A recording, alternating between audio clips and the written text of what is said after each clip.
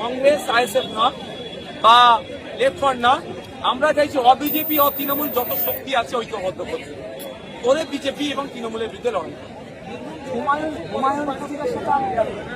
বীরভূম জেলার ক্ষেত্রে এখন কত দেবে এখনো আমাদের যে আছে, আমরা আলোচনার জায়গায় রেখেছি, ওটা আমরা এখনই ডিসক্লোজ করবো না। তবে আমরা সিপিএম বামেদের সাথে আলোচনায় পৌঁছেছি, আমরা সেখানে তাদেরকে জানিয়েছি আমাদের কোথায় টার্গেট আছে বীরভূম জেলায়। তবে আমরা প্রার্থী দিচ্ছি, জোট হলে সংখ্যা আমরা করতে পারি, যদি একাই বাই চান্স লড়াই করতে তাহলে বাড়বে। তবে আমি আশা করবো যে আমরা জোটে লড়াই করছি। হুমায়ুন কবিরের সাথে কোনো রূপ আলোচনা হলো? আমার সাথে আলোচনা হয়নি, উনি 22 তারিখে সম্ভবত দলের আত্মপ্রকাশ করবে। উনি আত্মপ্রকাশ করার পরে ওনার দলের এমস অবজেক্ট আমরা দেখব, উনি কি কি বিষয় নিয়ে কাজ করতে চাইছেন, যদি আমাদের মতাদর্শের সাথে ম্যাচ করে নিশ্চিতভাবে তখন আলোচনা করব। মানে জোটের জায়গা খোলা থাকছে না, আমি কি, হ্যাঁ দেখুন আমি কি বলে আমার বক্তব্য, বিজেপি তৃণমূলের বিরুদ্ধে যে সমস্ত সেকুলার ফ্রন্টগুলো আছে ঐক্যবদ্ধ করতে হবে।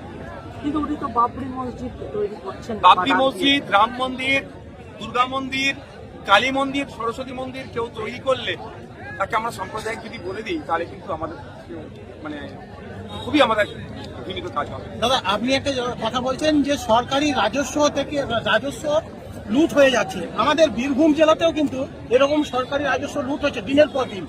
পাথর, আপনি যেমন কয়লা বললেন, বালি বললেন, পাথর নিয়েও কিন্তু প্রচুর দেদার টাকা লুট হচ্ছে। যেমন 2022-23 সালে 250 কোটি টাকা এখান থেকে ডিসিআর থেকে উঠেছিল, সেই জায়গায় আপনার 25-26-এ দেখা যাচ্ছে 50 কোটি টাকা হয়েছে, মানে 200 কোটি টাকা কম হয়েছে। এইটা নিয়ে কি বলবেন, এই টাকা যাচ্ছে কোথায়? এখন তুলনামূলক আরো বেশি হওয়া দরকার ছিল।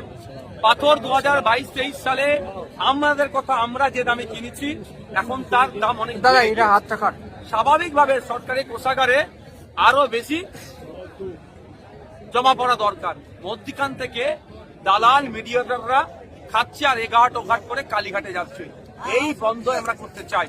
আর এরপরে শুধু টাকা নাই করছে, হসপিটালগুলোতে ডক্টর নাই, স্কুলগুলোতে শিক্ষক তো নয়, এখন চক ডাস্টারও নয়, বাচ্চারা যে টয়লেটে যাবে তারও দুরবস্থা, সরকারি কর্মচারীদের বিয়েটা ঠিকঠাক পাচ্ছে না, কিন্তু টাকা অন্য জায়গায় খরচ হয়ে যাচ্ছে। ডিসিআর থেকে যে টাকা, যা দায়িত্ব আছে সেই টাকা কিন্তু কলকাতায় 5 কোটি টাকা ধরা পড়েছে।